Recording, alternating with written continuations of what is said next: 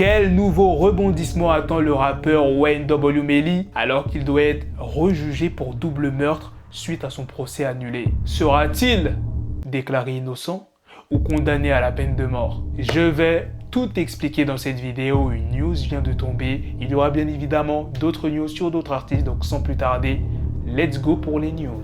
Netflix prépare un documentaire inédit dédié à l'histoire et à l'impact des femmes dans le hip-hop intitulé Ladies First. Ces dernières années, la plateforme a rendu hommage à de nombreuses figures et périodes emblématiques du hip-hop avec des documentaires dédiés à des artistes comme Kanye West, Travis Scott et de Notorious B.I.G.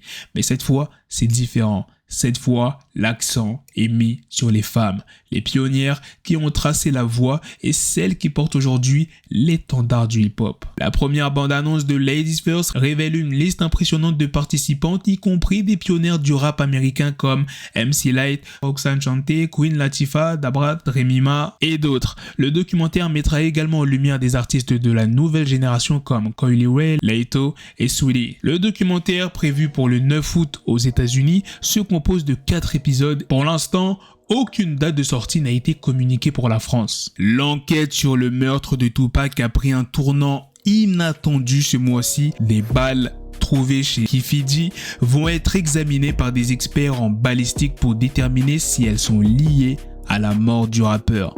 Selon le Daily Mirror, la police de Las Vegas a récupéré plusieurs balles de calibre 40 lors d'une perquisition au domicile de Paula Clements, la femme de Keffe D. Pour ceux qui ne le savent pas, Keffe D, un ancien membre des Southside Compton Crips, est l'oncle d'Orlando Anderson, le présumé meurtrier de Pac. Il a admis à plusieurs reprises avoir joué un rôle dans le meurtre du rappeur en 1996. Une source policière a déclaré que les balles subiront des tests de balistique pour déterminer si elles ont un lien avec les balles retrouvées dans le corps de Tupac ou sur la scène du crime. Les microfibres ou les résidus de l'arme ou de la balle pourrait s'avérer être un lien, a ajouté la source. Pour vous rappeler, Tupac a été abattu le 7 septembre 1996 après une altercation avec Orlando Anderson dans le hall du MGM Grand à Vegas.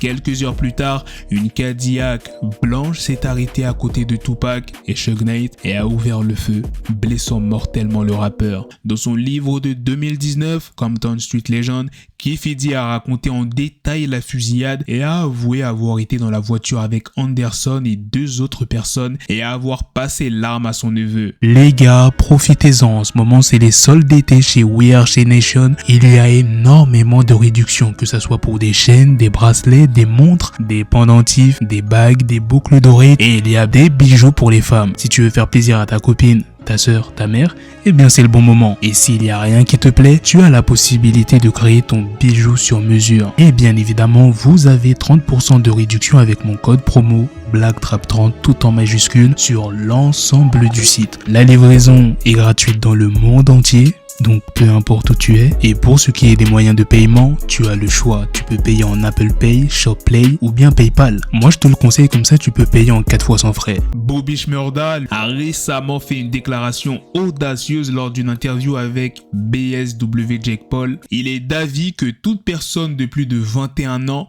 est trop vieille pour être prise dans la culture de la rue et avoir des ops, des ennemis. Il insiste sur le fait que les gens devraient se concentrer sur la construction d'entreprises au lieu de nourrir des rivalités. Il n'a pas hésité à interpeller les individus qui ont la trentaine et qui parlent encore d'avoir des ops. Selon Shmurda, ils auraient dû assainir leur comportement depuis longtemps. Cette réflexion franche de Shmurda a suscité des réactions mitigées dans la communauté hip-hop. Charlemagne Da God, par exemple, a critiqué les points de vue de Shmurda sur la musique rap lors du Breakfast Club. Charlemagne a souligné que Shmurda doit sa célébrité à la musique rap, un genre qu'il semble critiquer fortement, tout en reconnaissant l'énergie positive et la personnalité de Shmurda. Fait intéressant, Shmurda a partagé son désamour actuel pour la musique rap. Il est même allé jusqu'à dire qu'il n'écoute du rap que lorsqu'il est en boîte de nuit. Il a exprimé le souhait que la musique rap passe d'une glorification des modes de vie dangereux à l'épanouissement des auditeurs, de la pauvreté à la richesse et à les guider vers cela.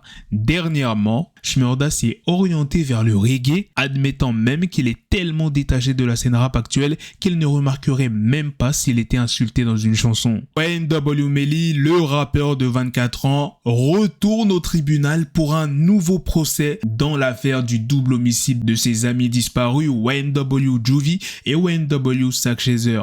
La nouvelle vient directement du bureau du procureur de l'État du comté de Broward.